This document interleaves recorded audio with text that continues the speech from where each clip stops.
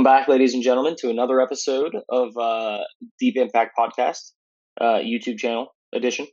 Uh, I'm Bo Walker. I'm joined by my partner in crime, all things wrestling related, Mr. Jason Cephas. What's going on? And this is a special episode. We actually received a message from a fan on Facebook asking us to review a pay-per-view. So this review of WCW Bash at the Beach from 1997 goes out to Nick from Michigan. So he told me that this was his favorite pay-per-view. So you just want to hop right into it, Jason? Yeah, let's go for it. All right. So first match of the night.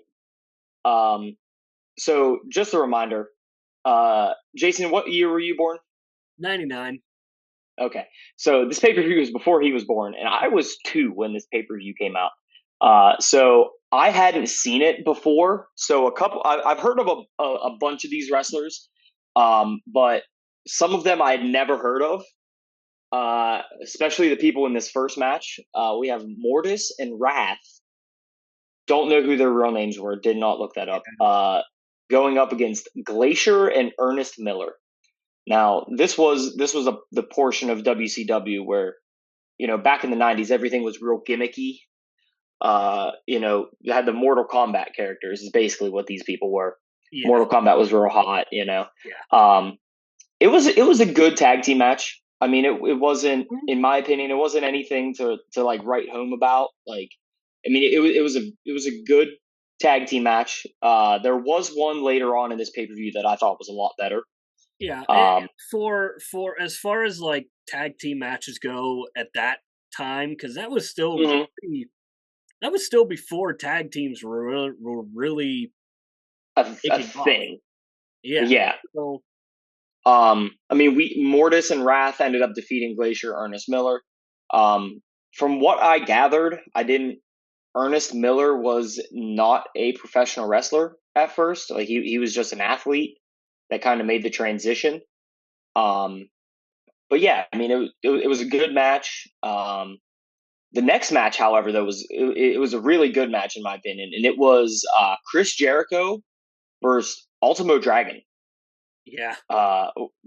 Baby Chris Jericho. Yeah. With the WCW Cruiserweight Championship. That was awesome to see. That was a good match. Chris Jericho. I mean, I don't want to say Chris in Jericho his prime because put on a bad match. Is that like? No, he really hasn't. I mean, I'm sure there's one, but for the most part, there's probably some of his stuff in AEW isn't been the best, but yeah. But no, I mean Chris Jericho and Ultimo Dragon, two Hall of Famers. Chris Jericho ended up pulling out the dub on that one to retain the title, but I mean he's all around damn good. Yeah. And he was still young at this time. Like he wasn't in his prime. Yeah. Yeah. Like I would put his prime around when he became the undisputed champion in WWF at the time. Yeah. Winning the World Heavyweight Championship and he was holding the Intercontinental. Yeah. Or was it Intercontinental or was it WWF and World Heavyweight Championship? I'm pretty sure it was Intercontinental. Yeah, I mean, yeah, you're right. It is. I mean, he hadn't hit his prime yet, and he still put on a fucking fantastic show. Yeah, you can see why Chris Jericho became Chris Jericho. Yeah, and how he's stayed around wrestling for all of these years. Yeah, currently wrestling. Speaking of people that are currently wrestling, one of these guys' sons is currently wrestling from the next match.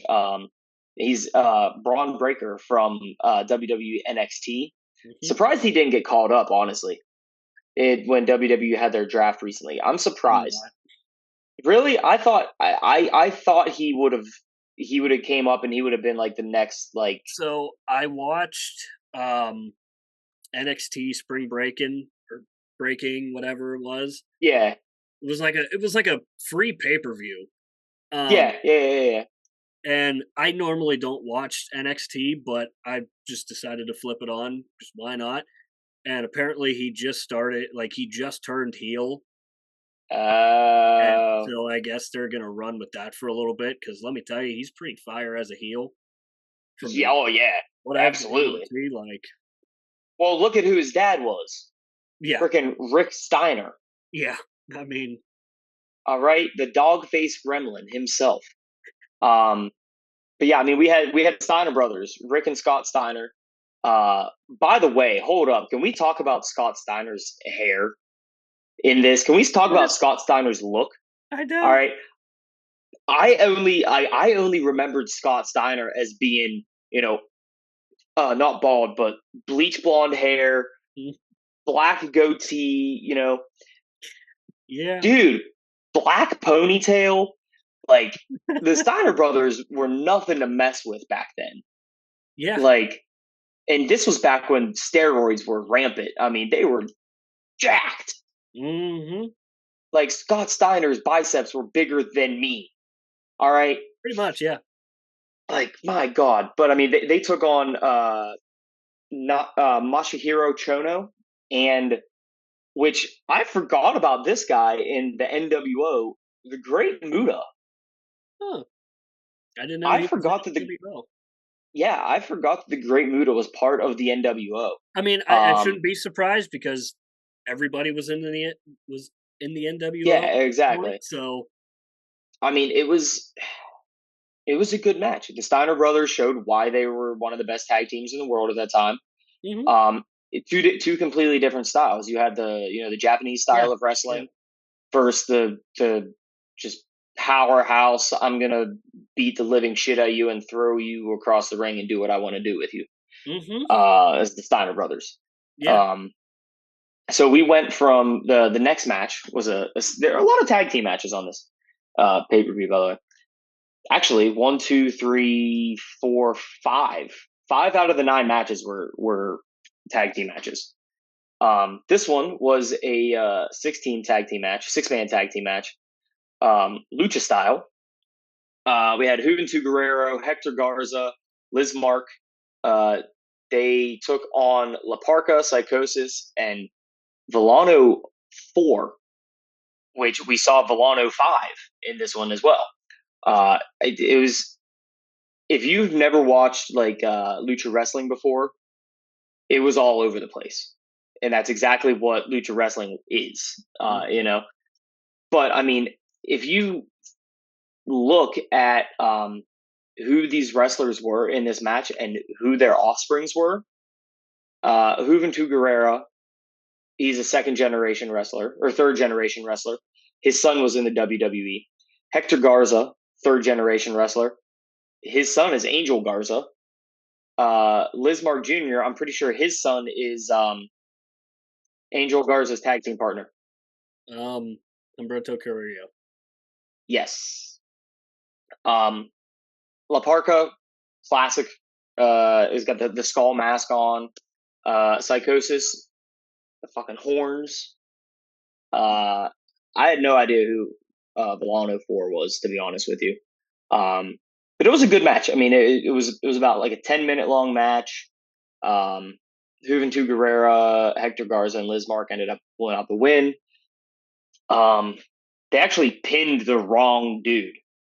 I don't know if you paid attention to that part. They I didn't. pinned Villano. They pinned Villano 5. He wasn't even part of the fucking match, and they were like, "Okay, 3 count, game match over." Like, okay, it was a little strange, but I mean, they were wearing the same thing. They just had a 5 and a 4 on their pant. You could tell the Yeah. difference. Um, and 5 was a lot bigger. Like he was a heftier dude. Like I don't know how the ref didn't notice he put on like 50 pounds in from rolling out of the ring. But this next match, however, it was a retirement match, and in hindsight, I wish the guy that won would have lost. Chris Benoit, Mm. mm, going up against the Taskmaster or Kevin Sullivan. So for those, I don't know if you knew this, which I actually did know this. Kevin Sullivan he was just a bad dude. He would just beat the shit out of anybody. Yeah, I have a hard time watching I do too. his, I have a and it hard time. sucks Like, because he was so good, so talented, so so talented. gifted, but I struggle to watch his matches now. Like, Mm-hmm. I just it's I to the can't. point, I like, can't. as a wrestling fan, I don't even like saying his name. Like, No, like no. because how could you, like, Yeah, oh it's a very dark mark on on the sport of professional wrestling, and yeah, there's a lot, but that is by far the darkest. yeah, and like, Um, and it sucks because, like, I mean, we talked about how talented he was, and like, and yeah, you can see it, like, you can see it even in this match, even like when he's still green and still trying to make his way to the top. And back then, I mean, he was a small guy, and back then, small wrestlers didn't really, you know, they weren't looked at as top tier guys because of their because of yeah, how small they were. So, yeah. you know, you can see it, but man, it's just it's so tough just Mhm. watching his matches. Yeah. Um, Overall, it was a good match. Benoit ended up winning, but uh, skip past him. Yeah. Next match was Jeff Jarrett, Double J, defending the United States Heavyweight Championship against Steve McMichael. Um, Yeah. Now, I mean, I knew who Jeff Jarrett was. I did not know who Steve McMichael was. So while I was watching it, I actually Wikipedia'd him. Did you do this? Mhm. So, I mean, he's a former professional football player, sports broadcaster, and professional wrestler. He played college football at UT at Austin, played in the NFL for the Patriots, Bears, Packers as a defensive tackle, won Super Bowl 20 with the Bears. Hmm. Then he became a professional wrestler. He became a member of the Four Horsemen and was at one time the WCW United States champion. Okay, didn't know that. He then went on to be a head coach of the Chicago Slaughter, which was an indoor football league. He was part of the Then he Four ended up, Horsemen? yeah, which I didn't know that, but he wasn't part of the original Four Horsemen. The original Four Horsemen were Ric Flair, Arn Anderson, Ole Anderson, and Tully Yeah. Blanchard. Yeah. But it must have been when WCW must have redone. Yeah. Um, they must have remade the Four Horsemen, and he became a member of Yeah. Huh. that. I mean, it was a good match. Yeah. I mean, Deborah, yeah, I mean, Steve's wife was down there, turned on him, uh, gave Jarrett a briefcase, which he used, mhm. um, That was your smacked him typical, over the like, head. that was your typical, like, late 90s wrestling, pro wrestling. Yeah, it Like, was. just kind of all over the place, anything goes, like, not your Hmm. that was when they were really starting to experiment with different matches and what works, what doesn't work, and Yep. like that was your typical, like, and that's like your definition of a 90s pro wrestling match. Yeah, exactly. I mean, so it was towards the end of WCW. Hmm. Um, but you could tell that WWE bought them in 2001. Yeah. But this was I don't want to say this was it wasn't towards the end because this was still at the height of like WCW or of WCW. This was when they were right neck and neck with Hmm. Monday Night Wars. Yep. Um, 83 week. but yep, the headshots and different things like that. This is when the headshots with like the briefcase and everything. This was prime '90s wrestling right here. This is Yeah. exactly if if someone said go watch a match from the '90s and you turn this on, you'd be like, yep, yeah, Yeah. it was a match from the That's '90s. that's what it was. Yeah. Um, The next match I actually really enjoyed, because is two wrestlers, actually three wrestlers who are no longer with us. So you got to watch them kind of in their prime. Mm-hmm. You got Macho Man Randy Savage. Wasn't Macho Man, he was just Randy Savage. Scott Hall, Razor Ramon. Yeah. Going up against DDP, Diamond Dallas Page, who is the only one that out of this match is still living, Yeah. kicking and doing fantastic with his DDP yoga, by the way, might I add. Mm-hmm. Might have to check that out, to be honest. And a mystery partner, which they didn't announce until they came out to the ring. And it was Mr. Perfect, Kurt Hennig. Yeah. I mean, this match was good. It was a good match. Yeah. Back It and forth was. pretty much the whole match. Yeah. Um, You could definitely tell though that those guys were kind of getting not necessarily getting to the end of their careers, but they were definitely not yeah. as crisp as they were. Yeah, Um, yeah. but I mean, all in all, Like it I was said, you can definitely tell like some of these guys, like some of the guys in it weren't what they were.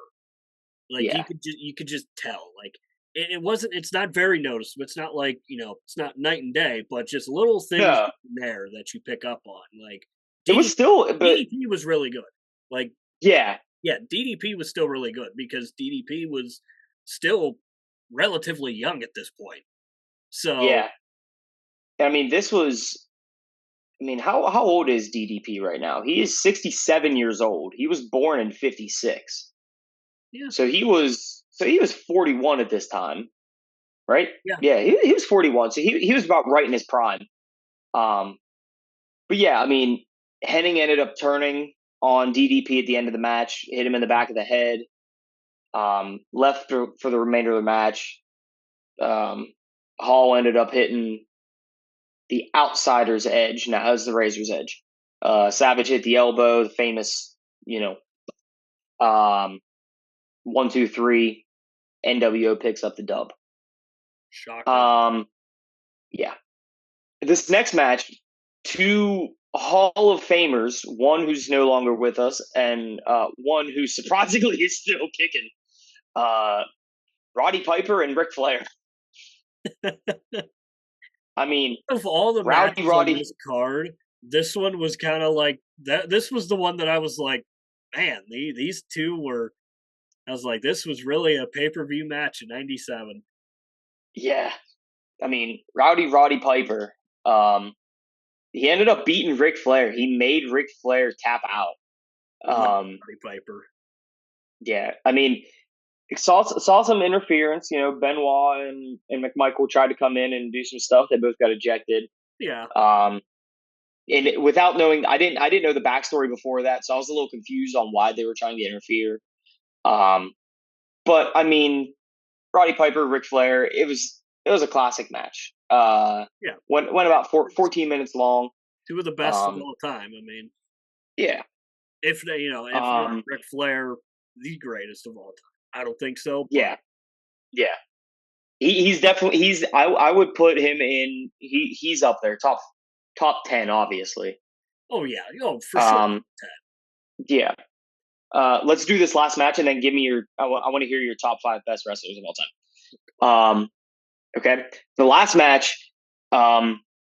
If it wasn't for the one person in this match, and if they were subbed out with somebody else, I would have absolutely loved this match. This would have been one of my favorite matches to watch as a child.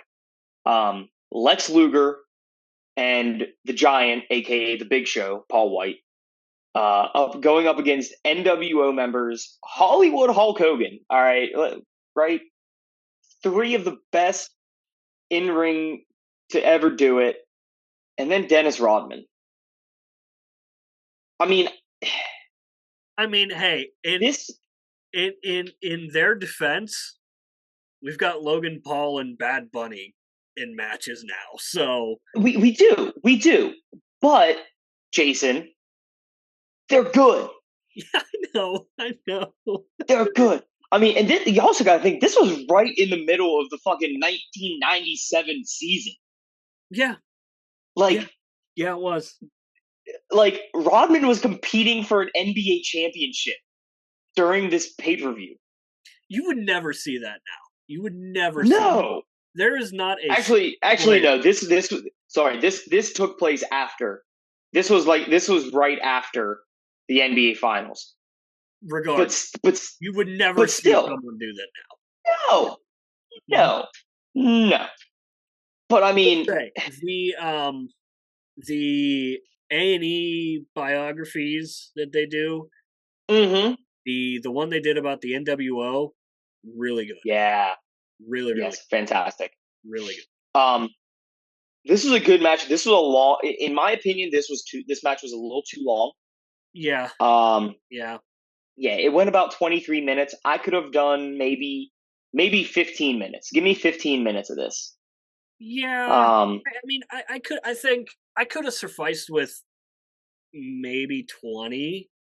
Yeah. But again, I mean, Hulk Hogan being in there is all you need to know on why it went as long as it did. It did, yeah. But I mean, so All Out, Luger and Giant ended up picking up the dub. Hogan tapped out and he put him in the torture rack. Seeing Baby Big Show, right? Freaking hilarious. Baby Big Show. If you can even call. I mean, yeah. I mean, he's still 5 foot. He's still 7'2", 500 and some fucking pounds. Like, my God. Yeah. I mean, and this was still when he was like, I mean, not like, I wish I could have seen this Big Show instead of the Big Show that I got. Yeah, I agree, because and obviously, there's no knock on Big. Like, look, I love Big Show. Big Show is, if he's not in the Hall of Fame already, he will be someday. Yeah. Well, I mean, he will be, but he left and he went to AEW. Yeah, but once Vince dies, Big Show will make it in the Hall of Fame. Yeah. Once Vince dies, Chris Jericho, Big Show, all of those the legends, Mark Henry that went to AEW will make it into the Hall of Fame. Mark my words. JR's already in. JR's set. Oh yeah. He deserves to be in regardless. He deserves to be in the commentary Hall of Fame for every sport. As God is my witness, he is broken in half is still one of the best calls of all fucking time. Good old slobber knocker. Good old slobber knocker. But yeah, so on a, I'm gonna give a grade on this pay-per-view. Okay. Nick, I know you said this was your favorite pay-per-view of all time. It was good. It was not my favorite. Yeah. I'd give it a solid B plus, right around in that range. Yeah, I'll go B minus. Yeah, I mean there was the first match, but it was I wasn't born yet, so yeah, exactly. I was 2 years old. It's hard for me to go back and watch, especially WCW, because I never grew up with WCW. Yeah. So now I can go back and watch WWE pay-per-views because that's all I've ever. If I watch WCW, I was watching Goldberg. That was it. Yeah. I grew up on WWE. I'll go back and I'll still watch King of the Ring, Survivors. Like I'll still watch all those old pay-per-views. Yeah, I mean it was a solid pay-per-view. I would equate it to I would put it in the realm of like a not like it's not one of the big four for WWE. No. Or big three, not Survivor Series, Royal Rumble, or what's it called? WrestleMania, the biggest freaking one. Like in this, I can see two things. I can see why WCW was so successful. Yes, absolutely. And I can also see why WCW failed. Yes. You can see both. You can see both sides. Yeah. So yeah, you can see the failures like glimpsing, right? Like they're just like, yeah, that's why. That's yeah, why. But then you can also see like Hulk fucking Hogan, NWO. Like those are the shining points. yeah, WCW rode NWO until they milked NWO for everything they yeah. had.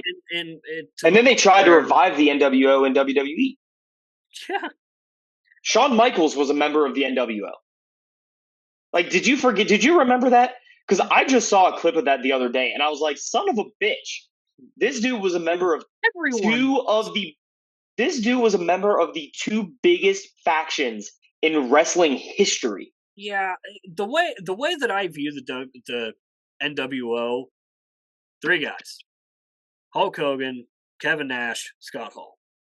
The original three. Like Yeah, anyone else, sure, they were in NWO.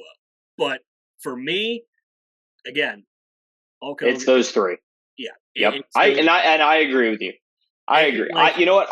I would even throw the Big Show in because he was the first one that they really recruited. yeah, okay, Um, yeah. I Give also me, love Big you know Show. what? I'll go five. I'll take five members from the NWO: Hogan, Hall, Nash, Giant, and Randy Savage. Those are my five. When you say NWO, those are the five that I think of. Because Yeah, I'm gonna argue because those five and the five members of DX, they needed a core five. They started with a core three, just like DX did, Shawn Michaels, Triple H, and China. mm-hmm. Granted, they had Rick Rude, but he kind of jumped ship. They they both started with their three, and then they expanded to their five. Yep. And then once China passed away or left or did whatever she did, you had Shawn, Triple H, X Pac, Road Dogg, and Mm-hmm. Billy Gunn. Yeah, and that And was, then those five right there. Give me like fantasy booking right here. Going back in time, give me Prime, DX, Shawn, Triple H, X Pac, Road Dogg, Billy Gunn, Survivor Series match against Hogan, Hall, Nash, Giant, and Savage. well, like, and here's the thing, like Oh it would have been a banger because yeah, you had the click. You had the click. yeah, Like, and those guys they're best friends, so they obviously are. their chemistry is going to be impeccable. Yeah, the And only outliers in all of we this did were kind really of we Hulk did Hogan. kind of get a taste. We did kind of get a taste of NWO versus DX at WrestleMania.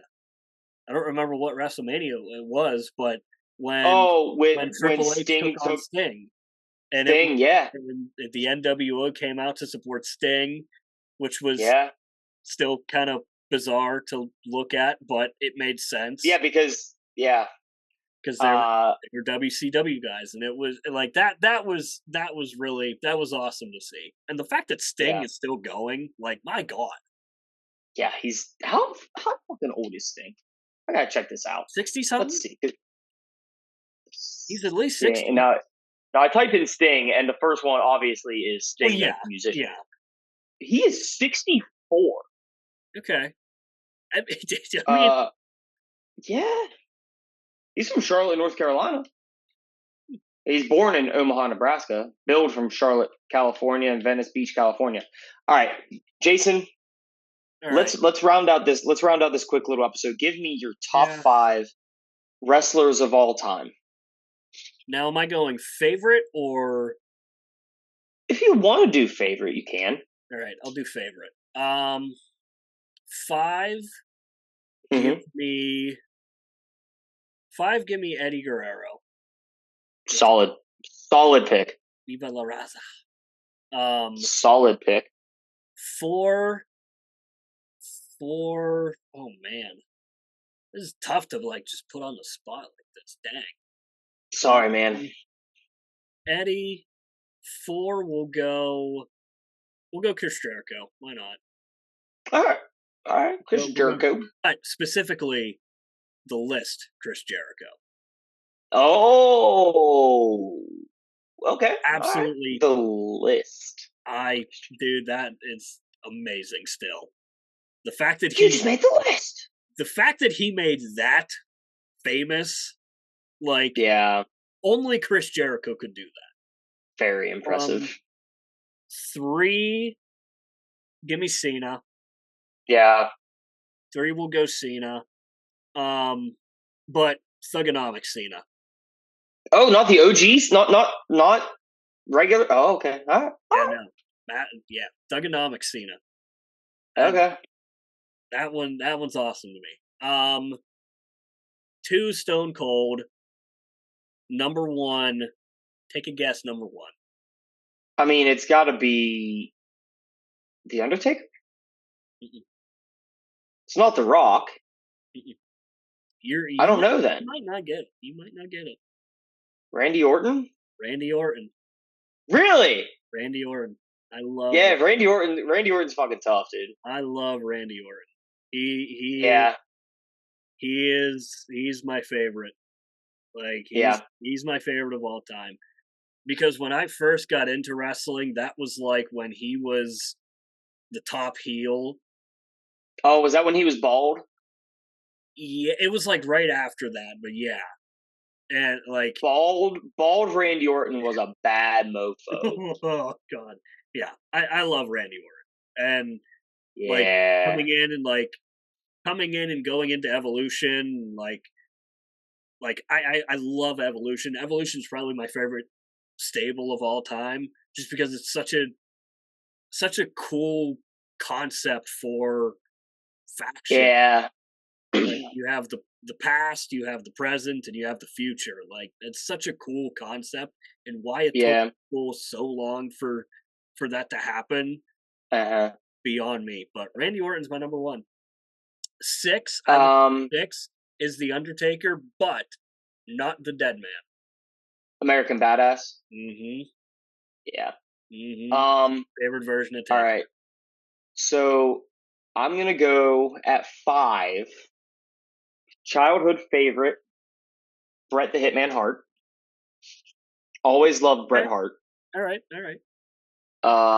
4, John Cena. 3, actually no. 4 is Edge. I forgot Edge. Oh, I forgot. 4 is Edge. Swap 3 out Edge for me. Swap out Cena and Edge. Okay, now see, I'm putting Cena at 3. See, I'll put Edge at 3. I forgot all about Edge. I can't believe I forgot him. Yeah. Edge, Cena, and then I'm having such a hard time putting these 2 in order. Dude, it's hard. It's tough. Like, these 2, I mean, these are my two my absolute favorites. All right, I'm going to put the best of all time. Bar none, this man is the best performer, wrestler of all time. The Heartbreak Kid, Shawn Michaels, at my number 2. Oh, I forgot Shawn Michaels. God. Yeah, right? It's fucking hard, Jason. And then, wait, where did I have The Undertaker?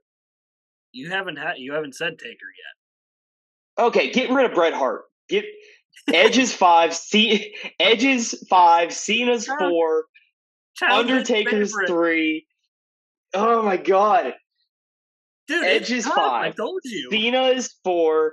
Undertaker is 3. All iterations of The Undertaker. Ministry of Darkness, American Badass, fucking The Dead Man. Nah. All of it.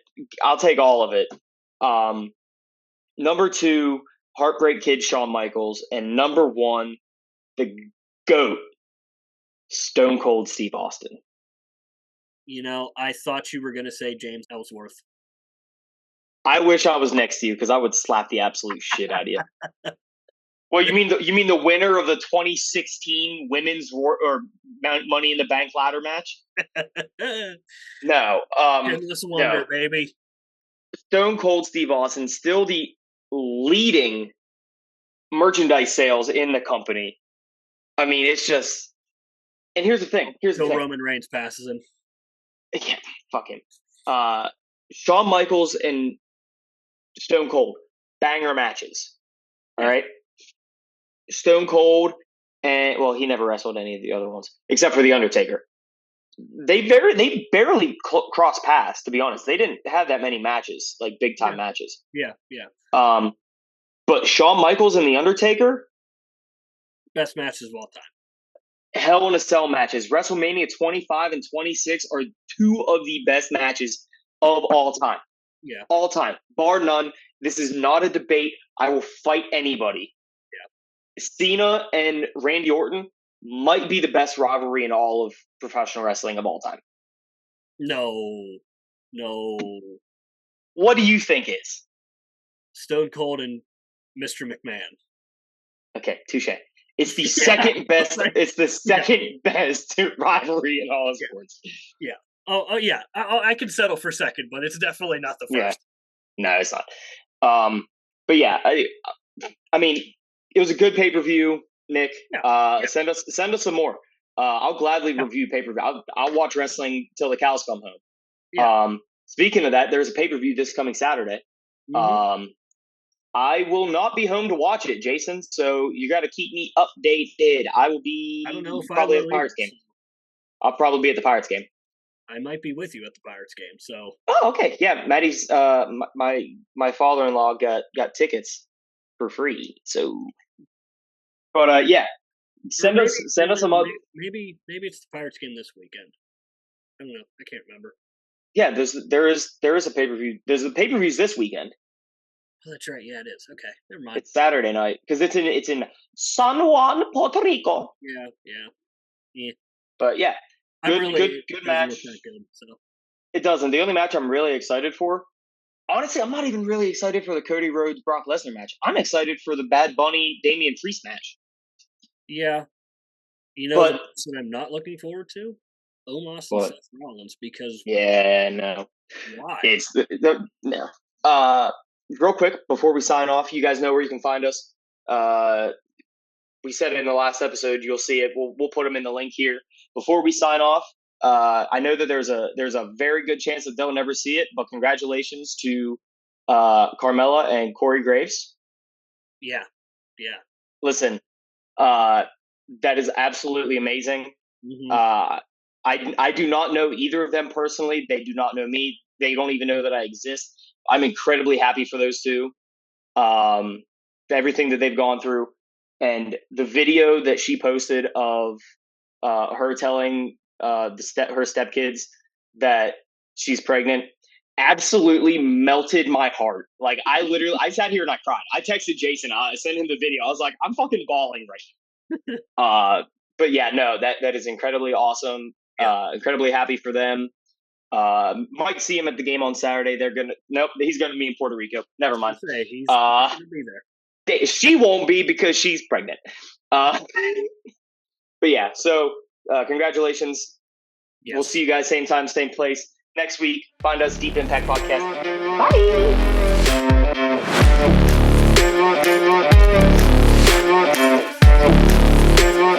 Bye.